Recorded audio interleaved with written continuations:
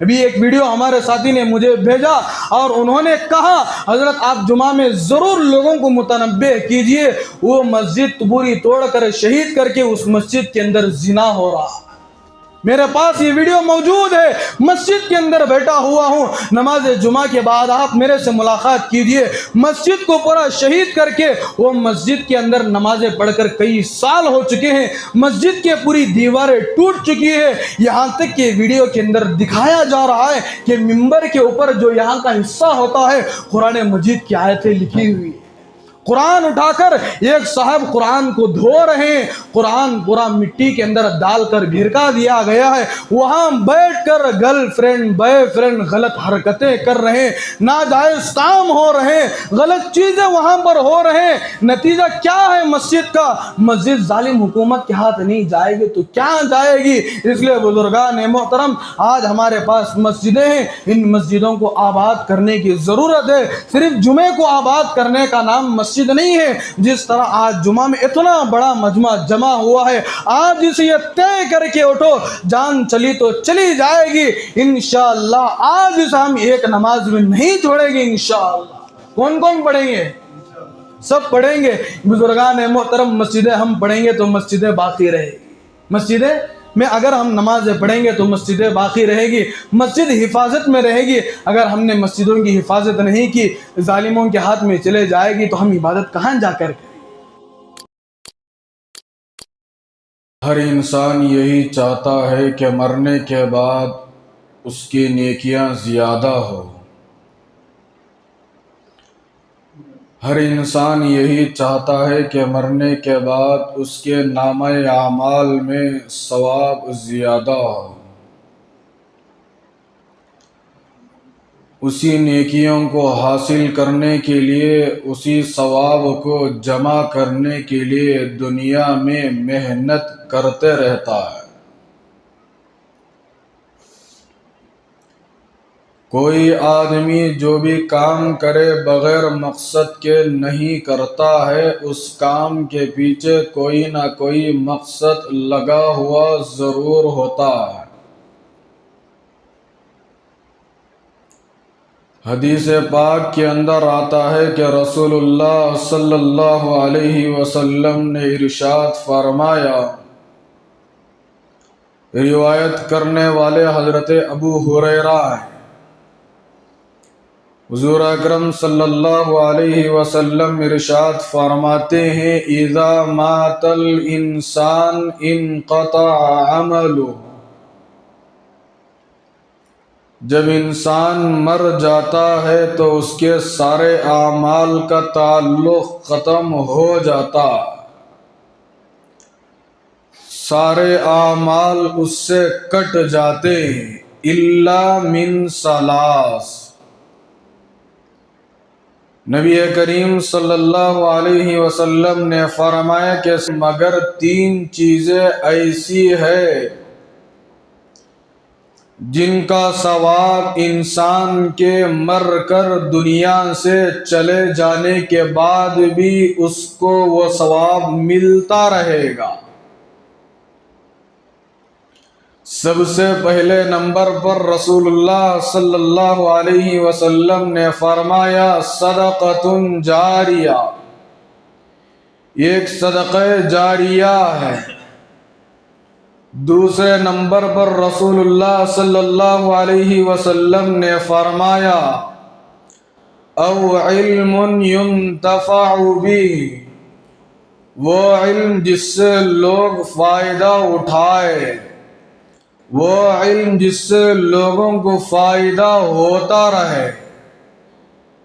तीसरे नंबर पर रसूलुल्लाह सल्लल्लाहु अलैहि वसल्लम ने फरमाया, अव्वलदुन सालिहुन यदउ लह,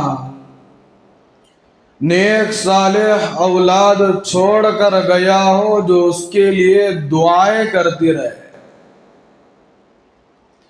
नबी करीम सल्लल्लाहु अलैहि वसल्लम ने फरमाया कि जब इंसान मर जाता है सारे आमाल का ताल्लुक़ ख़त्म हो जाता, मतलब ये है कि जो आमाल इंसान दुनिया में रहकर बाहयात रहकर कर सकता था, जैसा कि नमाज है, इंसान अगर जिंदा है तो नमाज पढ़ सकता है।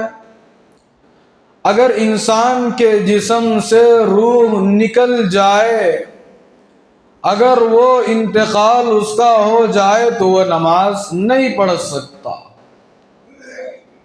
और आगे बढ़िए, एक इंसान वो है जिसके जिस्म के अंदर सांस चल रही है, वो रोजा रख सकता है, नमाज पढ़ेगा तो सवाब मिलेगा, रोजा रखेगा तो सवाब मिलेगा, ज़कात देगा तो सवाब मिलेगा, हज करेगा तो भी सवाब मिलेगा, उम्रा करेगा तो भी सवाब मिलेगा। गर्ज ये है कि जो जिंदगी में करने वाले आमाल थे वो जिंदगी के अंदर अगर कर रहा था तो उस बंदे को उन चीजों का सवाब जरूर मिलता। एक इंसान मर गया है, अब वो नमाज नहीं पढ़ सकता। एक इंसान मर चुका है, अब वो ज़कात नहीं दे सकता। एक इंसान मर गया है, फिर दोबारा वो कब्र से बाहर आना चाहे तो नहीं आ सकता। फिर वो कब्र में जाकर इस बात की तमन्ना करे कि मैं दुनिया में जाऊं और जाकर हज जैसा अहम फरीजा अदा करूं, उसको मौका नहीं दिया जाएगा। इसलिए कि अब नेकियां जो करने का वक्त था वो आंख बंद होने से पहले तक था। जब इंसान की दोनों आंखें बंद हो जाती है, चलने वाली सांस रुक जाती है, अब जाहिर सी बात है कि वो कोई अमाल नहीं कर सकता। इसीलिए रसूलुल्लाह सल्लल्लाहु अलैहि वसल्लम ने फरमाया कि अगर कोई इंसान दुनिया से चला जाता है, वो सारे अमाल का दरवाजा उसका बंद हो जाता है, मगर 3 चीजों का सवाब उसके लिए जारी रहता है। सबसे पहले नंबर पर रसूलुल्लाह सल्लल्लाहु अलैहि वसल्लम ने फरमाया सदक़ा जारिया है। जो आदमी जीते जी दुनिया में रहकर सदका करके दुनिया से चला जाता है, मरने के बाद भी उस इंसान के नामे आमाल में अल्लाह पाक फरिश्तों के जरिए सवाब लिखते रहेंगे। 3 चीजों में से पहली चीज है, मरने के बाद इंसान के सारे आमाल का दरवाजा बंद हो जाता है। एक सुबहान अल्लाह कहना चाहे, मेरे रब की इज्जत और जलालत की कसम, वो कह नहीं सकता। एक अल्हम्दुलिल्लाह अगर कहना चाहे कब्र में दाखिल होने के बाद, वो एक अल्हम्दुलिल्लाह अपनी जुबान से कह नहीं सकता। वो दुनिया से मरकर चले जाने के बाद एक मरतबा अल्लाहु अकबर अगर कहना चाहे, बुजुर्गान मोहतरम उसको इतनी मोहलत भी नहीं दी जाएगी कि वो एक मरतबा अल्लाह तबारक व तआला का मुबारक नाम ले सके। इसलिए कि जीते जी दुनिया में जिंदगी गुजारने के लिए अल्लाह पाक ने जो कीमती लम्हात दिए थे, उन लम्हात में ला यानी कामों में वक्त को सर्व कर दिया। अब मरने के बाद, कब्र में जाने के बाद वो इस बात की तमन्ना कर रहा है, वो इस बात पर शर्मिंदा हो रहा है, वो इस बात पर अफसोस उसको हो रहा है कि मैंने दुनिया में कितने मौके ऐसे गमा दिए। अगर मैं चाहता तो उन लम्हात में अल्लाह तबारक व तआला का जिक्र ज्यादा से ज्यादा कर सकता था कब्र में जाने के बाद, बल्कि कब्र में दाखिल होने से पहले बुजुर्गान मुहतरम उसके जिस्म में चलने वाली सांस अगर खड़ जाती है, रुक जाती है, उसका इंतकाल हो जाता है, एक सुभान अल्लाह कहने का भी उसको मौका नहीं दिया जाएगा। तो रसूलुल्लाह सल्लल्लाहु अलैहि वसल्लम ने क्या फरमाया, सदक़ा जारिया, ये ऐसा सदका है अगर कोई इंसान जीते जी कर कर दुनिया से जाता है, मर कर दुनिया से चले जाने के बाद जब तक उस सदक़े से लोगों को फ़ायदा होता रहेगा, उसका सवाब उस बंदे को ज़रूर मिलता रहेगा।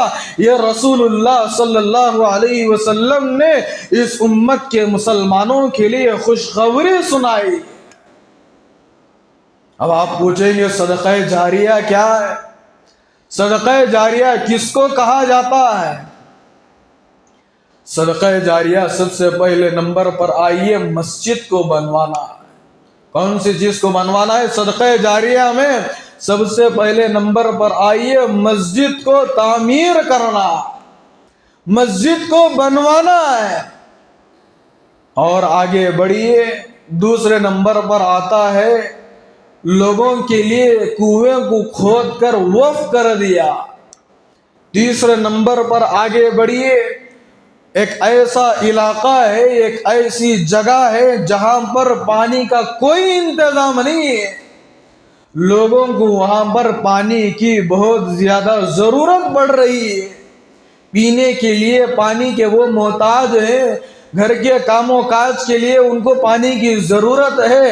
अरे अगर अल्लाह पाक दुनिया में पानी के इंतज़ाम ना करता, शायद कि मैं समझता हूँ कि मिनटों मिनट सेकंडों में हज़ारों के लाशें उड़ जाते दुनिया से। अल्लाह ने पानी का इंतज़ाम किया है, ये अल्लाह का कितना बड़ा एहसान है।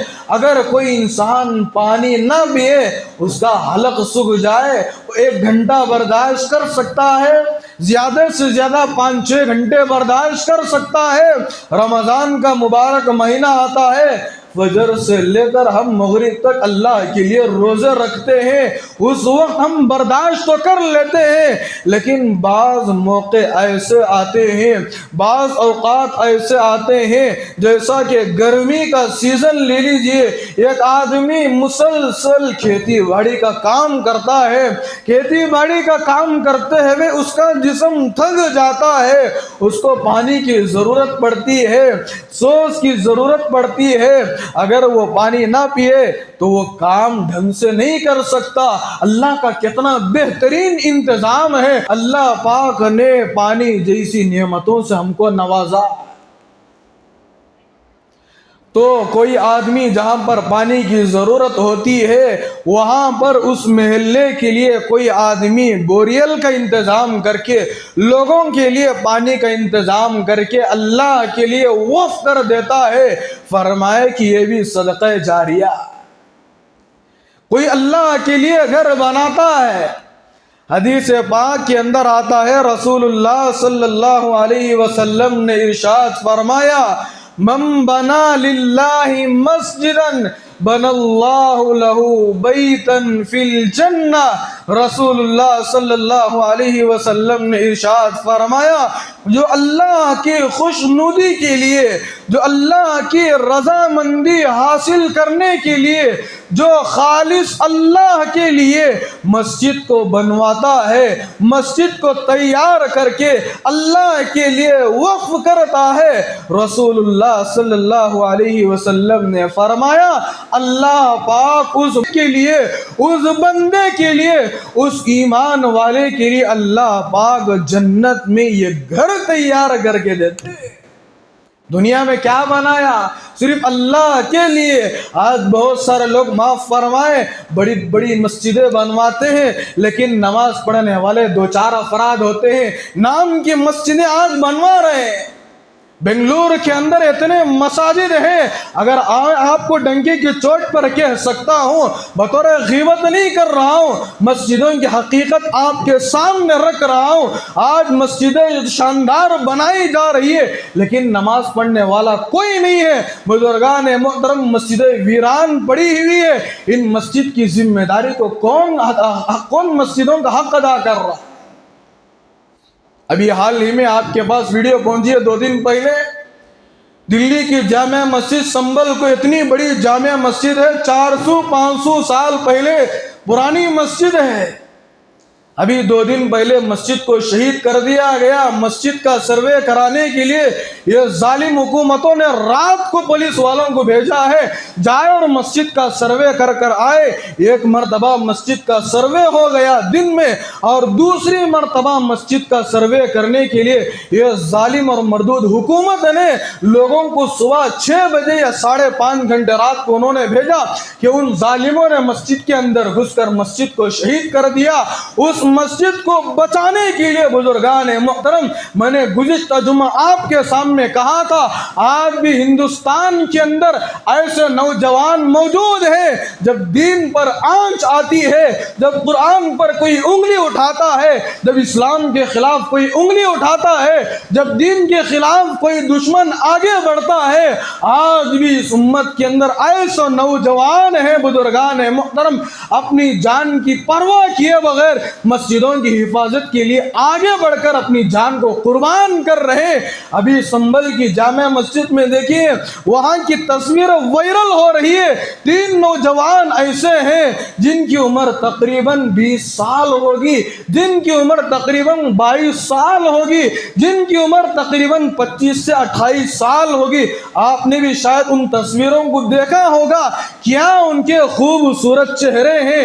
एक नौजवान के जनाजे में मैं खुद देखा हूं, बल्कि मेरे पास तस्वीर मौजूद है, जब उसका इंतकाल हो गया, मस्जिद की हिफाजत के लिए वो 20 साल 25 साल का नौजवान आगे बढ़ा, अपनी जान को गंवा दिया, लेकिन मस्जिद के ऊपर आंच आने नहीं दिया।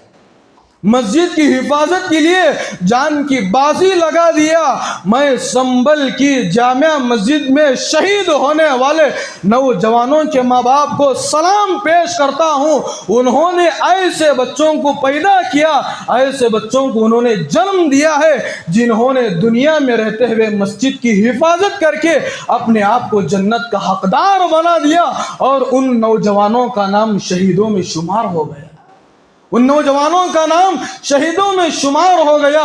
कितने खुश नसीब हैं उनके माँ बाप, आज उनके बच्चे शहीद हो चुके हैं। अल्लाह पाक इन तीनों नौजवानों की मग़फ़िरत फरमाए, जिन्होंने अपने घर बार को नहीं सोचा, जिन्होंने अपने फैमिली वालों के बारे में नहीं सोचा, बल्कि एक बूढ़ी माँ, ज़ईफ़ माँ है, रोती हुई न्यूज़ में आकर ये कह रही है। कल ही वो व्हाट्सएप के अंदर वीडियो देख रहा था, देखकर मेरे आंखों से भी आंसुओं के कतरे निकलना बाकी रह गए। वो रोती हुई माँ, ज़ईफ़ माँ कह रही है कि मेरा बच्चा कोई सामान लेने के लिए घर से निकल कर बाहर गया हुआ था, मेरा बच्चा, मेरा लख्त जिगर ये कहकर भी नहीं गया कि अम्मी जान मैं मस्जिद की हिफाजत के लिए जा रहा हूँ, शहीद होने के लिए जा रहा हूँ। दीन के नाम पर आज बर्बाद करने के लिए जालिम लोग बहुत सारी कोशिशें कर रहे हैं। अरे अम्मी जान मैं इस चीज के लिए नहीं जा रहा हूं, बल्कि बूढ़ी ज़ईफ़ माँ रोते हुए न्यूज में बता रही है कि मेरा लख्त जिगर कोई चीज मुझे बताकर नहीं गया। कुछ देर के बाद मुझे इत्तिला मिली कि तुम्हारा बेटा, तुम्हारा लख्त जिगर, तुम्हारा चांद का टुकड़ा वो नौजवान है, वो बच्चा है, वो औलाद है जिस माँ ने 9 माह अपने पेट में रखकर उसको पाला था, 9 माह अपने पेट के अंदर रखकर सारे तकालीफों को बर्दाश्त किया, 9 माह उस बच्चे को रखकर एक माँ सारी नींदों को कुर्बान कर देती है, अच्छे अच्छे खानों को कुर्बान कर देती है, तब जाकर बुजुर्गान मोहतरम एक औलाद दुनिया में आती है। आज अफसोस के साथ कहना पड़ता है, उन्वान से थोड़ा हट रहा हूँ, 2 बातें बताकर उन्वान की तरफ आना चाहता हूँ। आज कितने नौजवान हैं माँ बाप की कदर कीमत को नहीं पहचानते, माँ बाप की अजमत को नहीं पहचानते, उनका अदब नहीं करते, उनका एहतराम नहीं करते, उनकी बीमारी पर उनको गोलियां लाकर नहीं पहुंचाते, उनकी इज्जत नहीं करते, लोगों के सामने उनकी इज्जत की धज्जियां उड़ाते हैं, लोगों के सामने माँ बाप को आज गालियां दी जा रही है। ऐसे नौजवानों को हमने खुद देखा है, तजुर्बा हुआ है। ऐसे नौजवानों की जिंदगी लंबी नहीं होती, बल्कि कुछ साल गुजरते हैं, माँ बाप की बद्दुआ होती है। वक्ती तौर पर तो माँ बाप बच्चों के सामने अपने बच्चों के लिए बद्दुआएं नहीं देते, लेकिन जब औलाद माँ बाप को अजियत पहुंचाते हैं, माँ बाप को तकलीफ पहुंचाते हैं, बुजुर्गान मोहतरम वो तकलीफ जब उनके दिल को लगती है, वो तन्हाई में जाकर आपके लिए बद्दुआ कर दे, खुदा वहदहू ला शरीक की कसम, माँ बाप की दुआएं रद्द नहीं होती। आज कबूल नहीं हुई तो कल कबूल हो जाएगी। उनके बद्दुआ अगर किसी बना फरमान औलाद के लिए किसी वक्त में, किसी घड़ी में, किसी साथ में, और वो घड़ी कबूलियत की घड़ी हो, और ना फरमान औलाद के लिए माँ बाप बद्दुआ कर दे और वो हलाक हो जाए, उसकी लंबी जिंदगी कहाँ से हो सकती है। इसलिए बुजुर्गान मोहतरम माँ बाप का अदब और एहतराम करना इंतहाई ज़रूरी है, उनकी इज्जत करना ज़रूरी है। अगर मैं और आप अगर इस वक्त अपने माँ बाप की कदर करेंगे, उनका अदब करेंगे, आगे चलकर जब हमारी शादियाँ हो जाएंगी, हमारी औलाद हो जाएगी, हमारी औलाद वही अदब वो करेगी जो अदब मैं और आप अपने माँ बाप का अपनी ज़िंदगी में किए थे। अगर हमने माँ बाप का अदब नहीं किया तो आगे चलकर हमारी औलाद हमारा अदब नहीं करेगी। फिर उस वक्त हम आमिलों के पास जाएंगे, हकीमों के पास जाएंगे, दर दर के ठोकरें खाते रहेंगे, लेकिन खुदा वहदहू ला शरीक की कसम, आप 1000 जगह जाइए, आपकी औलाद कभी फरमा बरदार नहीं हो सकती। अलगर्ज मैं बता रहा था, अभी दिल्ली की जामा मस्जिद में 3 नौजवानों शहीद हो गए। अल्लाह पाक उनकी मग़फ़िरत फरमाए, दराजात को बुलंद फरमाए, आला इल्लियीन में जगह अता फरमाए, उनके घर वालों को, उनके ख़ानदान वालों को सब्र जमील अता फरमाए। बुजुर्गान मोहतरम, तो मैं बता रहा था, रसूलुल्लाह सल्लल्लाहु अलैहि वसल्लम ने फरमाया, जब इंसान मर जाता है तो सारे आमाल का दरवाजे उसके बंद हो जाते हैं, 3 चीज़ों का सवाब बाकी रहता है। नंबर 1 सदक़ा जारिया। तो मस्जिद पर बात आ गई तो मैंने वो बात बताई, जो अल्लाह के लिए मस्जिद को बनवाता है, अल्लाह पाक उस बंदे के लिए जन्नत में ये घर बनाते हैं। और एक दूसरी हदीस में आता है, रसूलुल्लाह सल्लल्लाहु अलैहि वसल्लम ने फरमाया कि इतनी बड़ी मस्जिद बनाना कि उसमें हजारों लोग आकर नमाज पढ़ सके, कोई ज़रूरी नहीं है। बड़ी मस्जिद बनाने के लिए हदीस पाक में कोई मुक़य्यद क़ैद नहीं है। दूसरी हदीस में रसूलुल्लाह सल्लल्लाहु अलैहि वसल्लम ने फरमाया कि अगर कोई इंसान चिड़ियों के घोंसलों के बराबर अगर कोई मस्जिद तामीर करता है, मस्जिद बनवाता है, वो भी जन्नत में उसके लिए घर का इंतज़ाम किया जाता है। चिड़ियों के जो घोंसले होते हैं, बिल्कुल छोटा सा घोंसला होता है कि 2 लाख रुपए मस्जिद में लगाना ज़रूरी नहीं है, 10-15 लाख रुपए खर्च करके मस्जिद को बनवाना ज़रूरी नहीं है। हाँ, अगर तुम्हारी ताकत है, तुम लाख रुपए दे सकते हो तो ज़रूर दो, इसलिए कि अल्लाह के घर का मसला है। तुम लाख रुपए नहीं दे सकते, 50,000 रुपए दो। इतनी भी तुम्हारी ताकत नहीं है, 10,000 रुपए दे सकते हो। अल्लाह के घर के काम के लिए तुम खर्च कर सकते हो तो तुम 10,000 ही सही दो। इतना नहीं दे सकते, 5,000 की ताकत है तो 5,000 दो। अरे तुम इतना भी नहीं सकते, 1,000 रुपए देने की तुम्हारी ताकत है, रसूलुल्लाह सल्लल्लाहु अलैहि वसल्लम फरमाते हैं कि तुम 1,000 तो दो। अगर ये भी नहीं दे सकते तो कम से कम 100 रुपया तो दो। अरे कम से कम इतना भी नहीं दे सकते, क्या 50 रुपए 100 रुपए हम मस्जिद के लिए हक अदा नहीं कर सकते? जहां पर अल्लाह का घर तामीर होता है, क्या हमारे पैसों में से 100 रुपए हम अल्लाह के घर के लिए क्या इस्तेमाल नहीं कर सकते?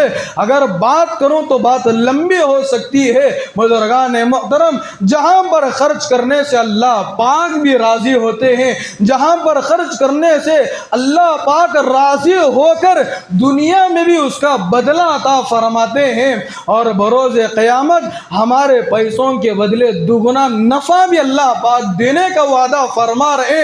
और ऐसी जगहों पर हम खर्च करके ये समझते हैं अगर मस्जिद बनवाने की जगह अगर मैं अपना पैसा लगाऊंगा मेरे पैसे के अंदर कमी आ जाएगी।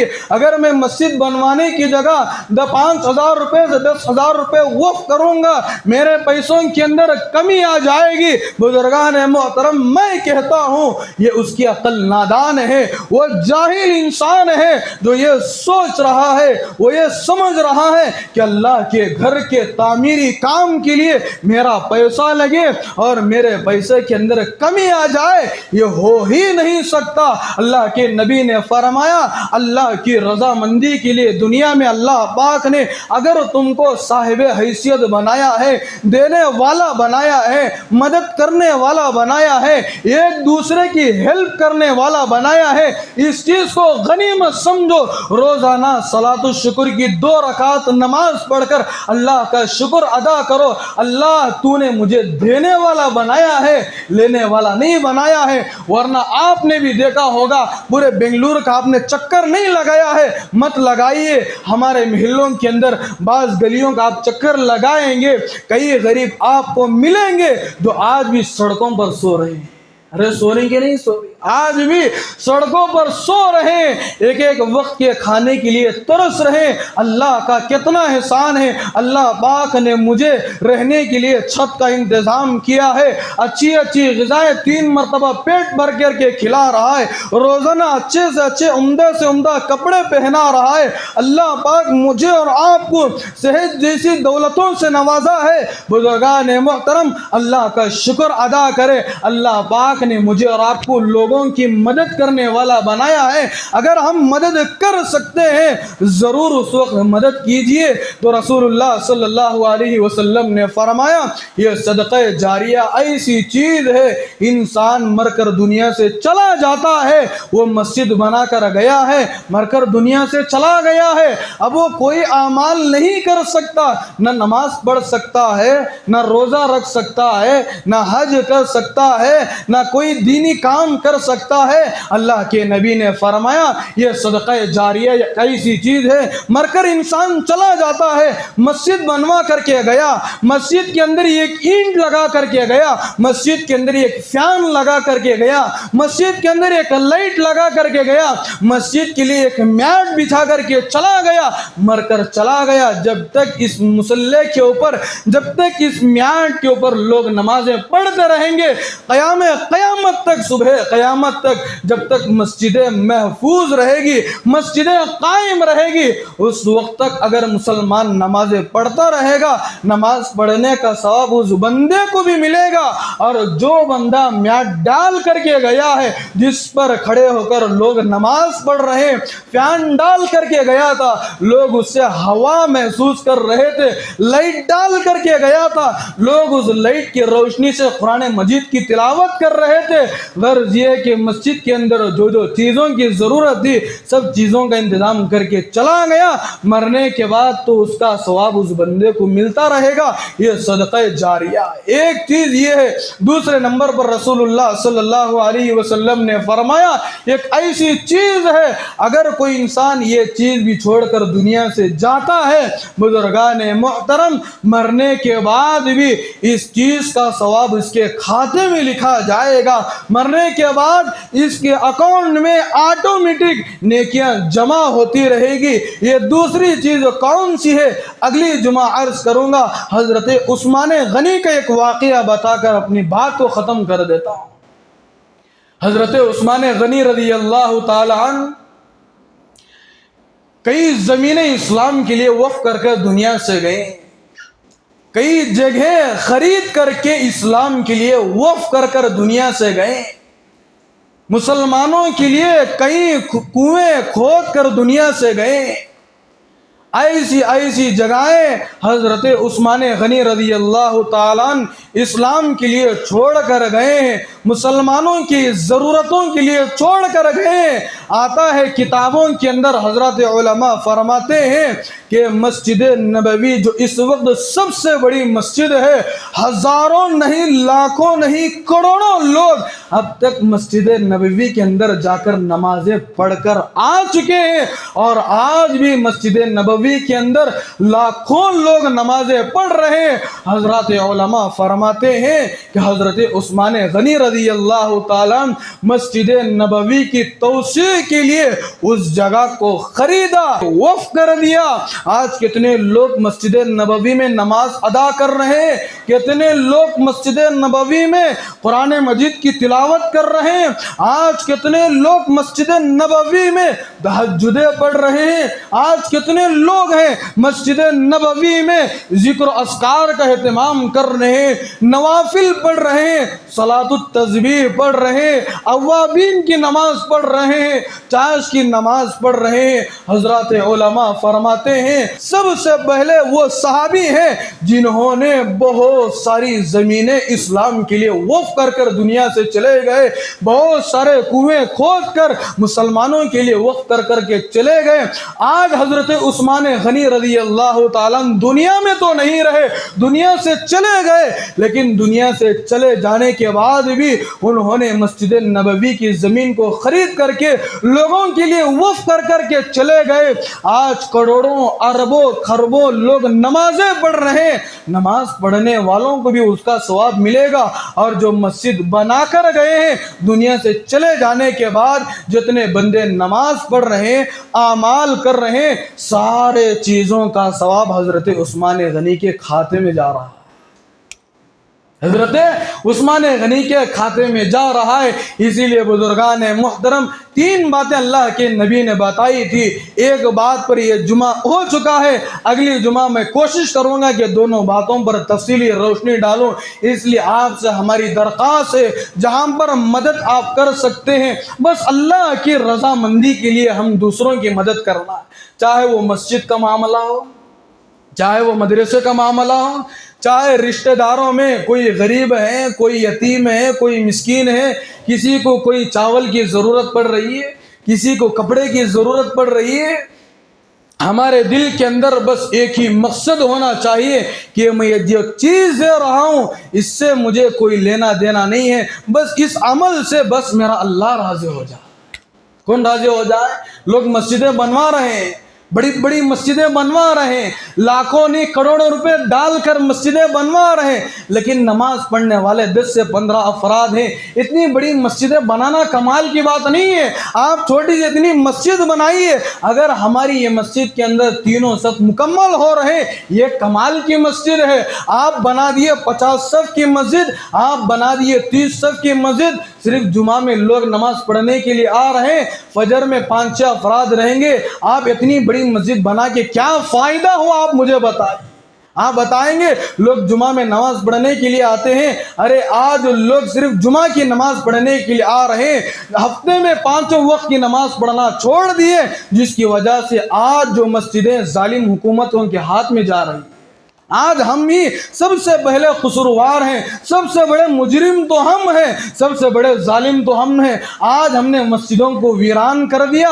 इसलिए बुजुर्गान मोहतरम, और एक वीडियो पहुंची दिल्ली की, उस मस्जिद के अंदर ला हौल वला कुव्वत इल्ला बिल्लाह, मैं आपको डंके की चोट पर यह बात इसलिए बता रहा हूँ, आज भी हमारे पास वक्त है। अगर आज हमने मस्जिदों की हिफाजत नहीं किए, वो वक्त आने के लिए दूर नहीं है कि ये मस्जिदें हमसे छीन ली जाए। अभी एक वीडियो हमारे साथी ने मुझे भेजा और उन्होंने कहा, हजरत आप जुमा में ज़रूर लोगों को मुतनब्बे कीजिए, वो मस्जिद पूरी तोड़कर शहीद करके उस मस्जिद के अंदर जिना हो रहा। मेरे पास ये वीडियो मौजूद है, मस्जिद के अंदर बैठा हुआ हूँ, नमाज जुमा के बाद आप मेरे से मुलाकात कीजिए। मस्जिद को पूरा शहीद करके वो मस्जिद के अंदर नमाजें पढ़कर कई साल हो चुके हैं, मस्जिद के पूरी दीवारें टूट चुकी है। यहाँ तक कि वीडियो के अंदर दिखाया जा रहा है कि मिंबर के ऊपर जो यहाँ का हिस्सा होता है, कुरान मजीद की आयतें लिखी हुई है, कुरान उठाकर एक साहब कुरान को धो रहे हैं, कुरान पूरा मिट्टी के अंदर डालकर भिरका दिया गया है, वहां बैठकर गर्लफ्रेंड बॉयफ्रेंड गलत हरकतें कर रहे हैं, नाजायज काम हो रहे हैं, गलत चीजें वहां पर हो रहे हैं। नतीजा क्या है मस्जिद का? मस्जिद जालिम हुकूमत के हाथ नहीं जाएगी तो क्या जाएगी? इसलिए बुजुर्गान मोहतरम, आज हमारे पास मस्जिदें हैं, इन मस्जिदों को आबाद करने की जरूरत है। सिर्फ जुमे को आबाद करने का नाम मस्जिद नहीं है। जिस तरह आज जुमा में इतना बड़ा मजमा जमा हुआ है, आज इसे ये तय करके उठो, जान चली तो चली जाएगी इंशाअल्लाह, आज इसे हम एक नमाज में नहीं छोड़ेंगे इंशाअल्लाह। कौन कौन पढ़ेंगे? सब पढ़ेंगे। बुजुर्गान मोहतरम, मस्जिदें हम पढ़ेंगे तो मस्जिदें बाकी रहेगी। मस्जिदें में अगर हम नमाजें पढ़ेंगे तो मस्जिदें बाकी रहेगी, मस्जिद हिफाजत में रहेगी। अगर हमने मस्जिदों की हिफाजत नहीं की, जालिमों के हाथ में चले जाएगी तो हम इबादत कहाँ जाकर करें? मस्जिदें खुली रहकर आज लोग इबादत करने में सुस्ती बरत रहे हैं। अगर मस्जिदें बंद हो जाए तो क्या हम लोग घरों में बैठकर इबादत कर सके? नहीं करेंगे मेरे भाइयों। इसलिए आज से हमने जो इरादे किए हैं, अल्लाह पाक हम सब के इरादों को कबूल फरमाए। अल्लाह पाक हमारे मसाजिद की हिफाजत फरमाए, अल्लाह पाक हमारे मदारिस की हिफाजत फरमाए, अल्लाह पाक हमारे दीनी खानकाहों की हिफाजत फरमाए। संभल की जामा मस्जिद में जो 3 नौजवान इंतकाल हुए, शहीद हुए, अल्लाह पाक उन सब की मगफिरत फरमाए। हमारे हिंदुस्तान के एक एक नौजवान के अंदर ऐसा जज्बा, ऐसी हिम्मत, ऐसा हौसला अता फरमाए, जब भी कोई मस्जिद के ऊपर आंच आती है, आगे बढ़कर मस्जिद की हिफाजत के लिए आगे बढ़ने की हम सब का तौफीक अता फरमाए। आमीन व आखिर दावाना अनिल हम्दुलिल्लाहि रब्बिल आलमीन।